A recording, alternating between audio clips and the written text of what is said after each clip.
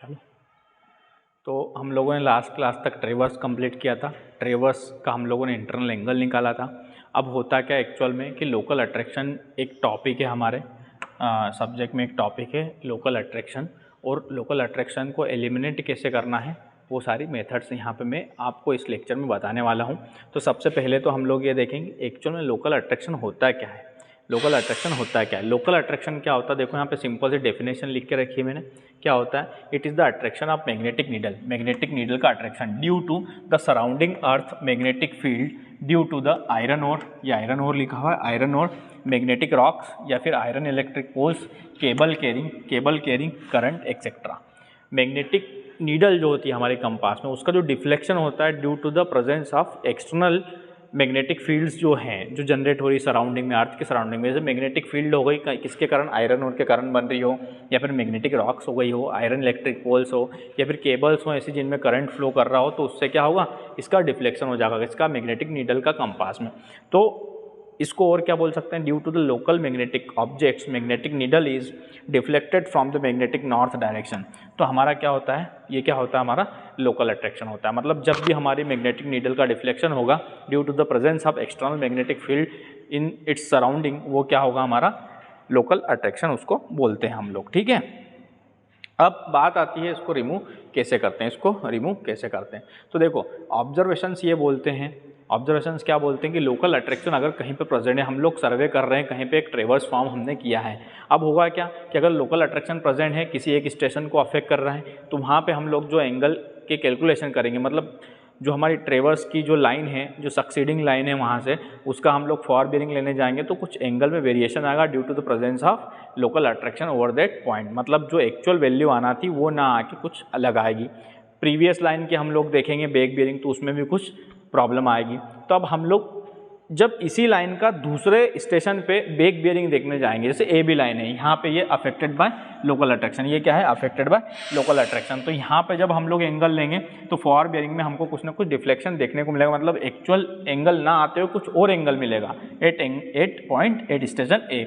और बी पे जब लेने जाऊँगा तो B is not affected by local attraction, तो वहाँ पे जो बैक बेरिंग आना थी वो तो वही आएगी, पर यहाँ पे फॉर बेरिंग में कुछ वैल्यूज़ ऊपर नीचे हो गई। अब ऐसा होगा तो क्या होगा कि फॉर बेरिंग और बैक बेरिंग में एक्चुअल में डिफरेंस कितना होना था, 180, पर अब 180 होगा क्या, नहीं होगा, क्योंकि ए क्या था हमारा, ए अफेक्टेड बाय लोकल अट्रैक्शन। ठीक है, लोकल अट्रैक्शन से अफेक्टेड था। ठीक है, तो अब क्या होगा, हमारा फॉर बेरिंग बैक बेरिंग का डिफरेंस कितना आएगा, 180 डिग्री नहीं आएगा। तो इसका क्या मतलब है कि then either one station is affected by local attraction और both are affected by local attraction. या तो हमारा ए लोकल अट्रैक्शन से अफेक्टेड है, या फिर बी अफेक्टेड है, या फिर दोनों अफेक्टेड है। समझ आ गई बात? तो ये हमारा सिंपल सा क्या हुआ, एक लोकल अट्रैक्शन का ये ऑब्जर्वेशन है कि ऐसा हो सकता है। पहली ऑब्जर्वेशन ये बोलती है। दूसरा क्या ऑब्जर्वेशन है कि हमारा जो डिफरेंस आ रहा है फॉर बेरिंग बैक बेरिंग का किसी लाइन में, वो क्या हो, जो डिफरेंस आ रहा है हमारा फॉर बेरिंग बैक बेरिंग का, वो क्या हो 180 डिग्री आ जाए। डिफरेंस कितना आ जाए, 180 डिग्री आ जाए। डिफरेंस कितना आ जाए, 180 डिग्री आ जाए। पर इसमें भी दो केस हो सकते हैं। पहला केस हो सकता है कि दोनों क्या है, दोनों स्टेशन क्या है, फ्री फ्रॉम लोकल अट्रैक्शन, मतलब दोनों स्टेशन पे लोकल अट्रैक्शन नहीं है, मतलब दोनों both are not affected by the local attraction. या फिर ऐसा हो सकता है कि both station are affected by the same value of local attraction, मतलब 2 डिग्री से अगर ये वाला स्टेशन ए अफेक्टेड है तो 2 डिग्री से बी स्टेशन भी अफेक्टेड है इन द सेम डायरेक्शन। तो होगा क्या कि 180 डिग्री डिफरेंस हमको मिल जाएगा फ्री फॉर बेरिंग और बैक बेरिंग में, क्योंकि दोनों जगह एरर क्या है, सेम है। अब कैलकुलेशन पर्पस की बात करूं मैं, तो कैलकुलेशन में केवल पहली वाली पॉसिबिलिटी को हम कंसीडर करते हैं कि अगर 180 डिग्री आ रहा है तो both the station are free from local attraction and we will proceed in the forward direction to calculate our other angles, internal angles and general calculation of the numerical given in the question. ठीक है, अब क्या है, दूसरी बात हो, ये दोनों हमने दोनों पॉसिबिलिटीज देख ली। एक क्या हो सकती है कि डिफरेंस एक तो 180 डिग्री नहीं आ रहा है, ठीक है, तो क्या होगा, लोकल अट्रैक्शन से अफेक्टेड है, या तो एक स्टेशन, दोनों, या फिर both are affected by the local attraction. ठीक, दूसरा क्या है, दूसरा ये हमने देखा जनरल। ठीक है, इसके आगे क्या होगा, अब एक नोट देखो, नोट ध्यान दो क्या लिखा है, if any station is affected by local attraction, if any station is affected by local attraction, then all bearings measured from that station will have the same value of error and hence same value of correction। क्या मतलब कि अगर कोई सा station local attraction से affected है, मतलब वहाँ पे उसकी मैग्नेटिक नीडल में कुछ डिफ्लेक्शन आ रहा है, कुछ डेविएशन आ रहा है due to the presence of surrounding magnetic field at that point, तो वहाँ पे क्या होगा, सभी बियरिंग्स जो हम लोग मेजर कर रहे हैं, कहाँ से, उसी स्टेशन से, वो क्या होगी, सेम वैल्यू की एरर से अफेक्टेड होगी। और सेम वैल्यू ऑफ एरर से अफेक्टेड है तो करेक्शन क्या हुआ, correction will be same for all the bearings measure from that point. समझ में आ गई बात। तो हम लोग क्या करेंगे, करेक्शन जो लगाएंगे वो सेम लगेगा सारे पॉइंट्स पे, सारी कैलकुलेशंस पे, ठीक है, उसी स्टेशन की। चलो ये हो गया हमारा क्या, एक नोट हो गया, इसको ध्यान रखें आप। दूसरा आप लोग देखो क्या है, मेथड्स क्या है। अब हमको क्या करना है, लोकल अट्रैक्शन के कारण जो हमारे वैल्यूज़ आ रही है, जो हमारी वैल्यूज़ मिल रही है वो क्या है, इनकरेक्ट है। अब इनको क्या करना है, हमको करेक्ट करना है और लोकल अट्रैक्शन को रिमूव करना है या फिर एलिमिनेट करना है। तो देखो दो पॉसिबिलिटीज़ हो सकती है, दो क्या हो सकती है पॉसिबिलिटी कि difference between fore bearing and back bearing of all the survey lines except one is not equal to 180 degree. मतलब हमको जो लाइंस दे के रखी है उनमें जैसे 5 लाइंस है तो 5 लाइंस है हमारे पास, तो 5 लाइंस में एक लाइन कोई सी ऐसी होगी जिसका डिफरेंस फॉर बेयरिंग और बैक बेयरिंग का कितना आ रहा होगा, 180 डिग्री आ रहा होगा, और बाकी सारी लाइंस का डिफरेंस क्या है, 180 डिग्री के इक्वल नहीं है। पहली कंडीशन ये बनी। दूसरी ये बनी कि difference between the fore bearing and back bearing of all the survey lines is not equal to 180 degree. मतलब सारी लाइंस जो है, कौन सी, जो भी हमको लाइन देखे जाएगी, 5 lines are given in the question and all the lines having their forbearing and back bearing and the difference between their forbearing and back bearing does not equal to 180 degree. समझ रहे हो बात को, दोनों case समझ रहे हैं आप बात को। मतलब पहले में क्या है कि एक लाइन तो ऐसी थी जिसका डिफरेंस कितना आ रहा था, 180 डिग्री बन रहा था, पर यहाँ पे किसी भी लाइन की फॉरबेयरिंग बैक बेयरिंग का डिफरेंस 180 डिग्री हमको देखने के लिए नहीं मिल रहा। तो ये हमारी दो कंडीशन बनेगी और दो न्यूमेरिकल आपको यहाँ से देखने के लिए मिलते हैं, जिसमें एक में क्या होता है 180 डिग्री डिफरेंस आपको देखने को मिलता है और एक में आपको किसी भी लाइन का डिफरेंस 180 डिग्री नहीं मिलता है। ऐसे में आप कंफ्यूज होते हैं कि इस क्वेश्चन को कैसे करें, तो दोनों की प्रोसीजर में यहाँ पे बताऊंगा। उसके बाद नेक्स्ट वीडियो में हम लोग क्या करेंगे, इसका न्यूमेरिकल लेके उसको सॉल्व करने की कोशिश करेंगे, ठीक है। तो यहाँ पे हम लोग आगे बढ़ते हैं, आगे देखते हैं दोनों पॉसिबिलिटीज़ में कैसे हम लोग एलिमिनेट करेंगे किसको, लोकल अट्रैक्शन को, ठीक है। तो यहाँ पे देखो पहला क्या है कि difference between fore bearing back bearing of all the survey lines except one is not equal to 180 degree. मतलब 5 lines are given in the question example के लिए, तो एक लाइन का डिफरेंस 180 डिग्री आ रहा है, बाकी 4 का नहीं आ रहा है। तो आप कैलकुलेशन कैसे करना है, सबसे पहले क्या करो, आप लोग जो फॉर बेयरिंग बैक बेयरिंग देकर रखेगा उसकी मदद से आप लोग क्या बनाओगे, ट्रेवर्स बनाओगे। ट्रेवर्स फॉर्म करने का मैंने एक न्यूमेरिकल करा चुका हूँ पहले तुमको। ट्रेवर्स फॉर्म करने के बाद में what you will do, you will may form a ट्रेवर्स। आप लोग क्या बनाओगे, ट्रेवर्स बनाओगे। ट्रेवर्स after the formation of ट्रेवर्स what you will do, you will go for the calculation of interior angles. आप लोग क्या निकालोगे, इंटरनल एंगल का कैलकुलेशन करोगे। आप लोग क्या करोगे, इंटरनल एंगल का कैलकुलेशन करोगे। इंटरनल एंगल का कैलकुलेशन निकल के आएगा तो आप उन सारे इंटरनल एंगल को ऐड कर दोगे। क्या कर दोगे, ऐड कर दोगे और समीशन निकल के आएगा x। क्या करेंगे, सबसे पहले आप लोगों को जो बियरिंग्स दे के रखिए उससे आप लोग पहले ट्रेवर्स फॉर्मेशन करेंगे।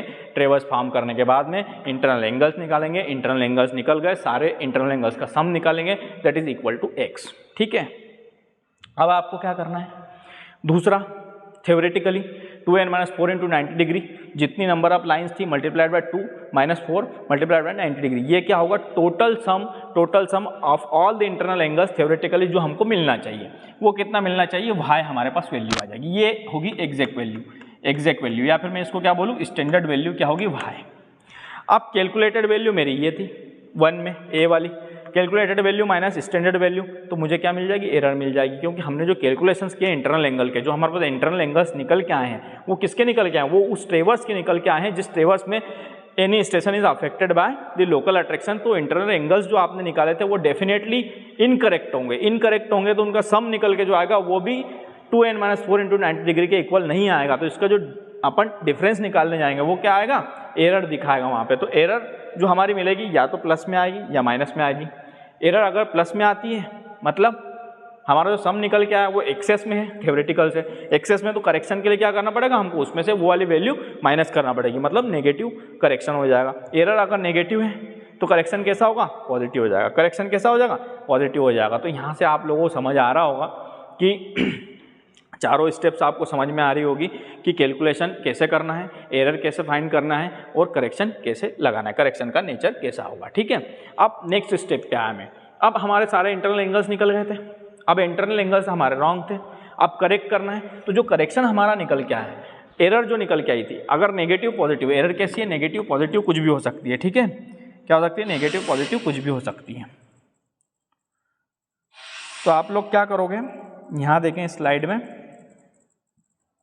यहाँ देखें स्लाइड में आप लोग डोंट से हो, यहाँ पे आप लोग देखेंगे, क्या देख रहे हैं, यहाँ पे आप लोग देख पा रहे हैं कि एंगल आपका जो निकाल के लाए थे उसमें क्या कर रहे हैं आप, करेक्शन को प्लस माइनस करें। तो एरर मेरी अगर नेगेटिव और पॉजिटिव है, ठीक है, तो करेक्शन कैसा हो जाएगा, नेगेटिव पॉजिटिव, और पॉजिटिव का क्या हो जाएगा, नेगेटिव हो जाएगा। तो करेक्शन जो निकल के आया, it is for all the angles. N क्या है, number of angles in the ट्रेवर्स।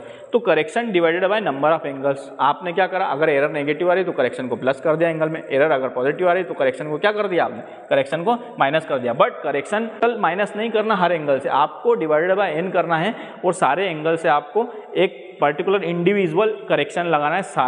सारे एंगल्स में इक्वल करेक्शन आएगा। तो जो करेक्शन आया divided by number of angles, और सारे एंगल से आपको प्लस माइनस करना, और आपको क्या मिल जाएगा, आपको मिल जाएगा करेक्टेड एंगल्स। आपको क्या मिल गए, सारे एंगल्स आपने क्या कर लिए, करेक्ट कर लिए। अब जो ट्रेवर्स आपके पास है, जो कि पहले से लोकल अट्रैक्शन से अफेक्टेड था, अब आपने उसके क्या कर लिए, करेक्टेड इंटीरियर एंगल्स निकाल लिए, करेक्टेड इंटरनल एंगल्स कैलकुलेट कर चुके हो आप। अब क्या करोगे, अब आप लोगों के पास जो फॉरवर्ड बेयरिंग बैक बेयरिंग पहले से है उनका डिफरेंस आप निकालोगे। क्या करोगे, फॉरवर्ड बेयरिंग और बैक बेयरिंग का डिफरेंस निकालोगे। फॉरवर्ड बेयरिंग बैक बेयरिंग का डिफरेंस निकाला तो आपको क्या मिलेगा, 180 डिग्री मिलना चाहिए। क्या मिलना चाहिए, 180 डिग्री।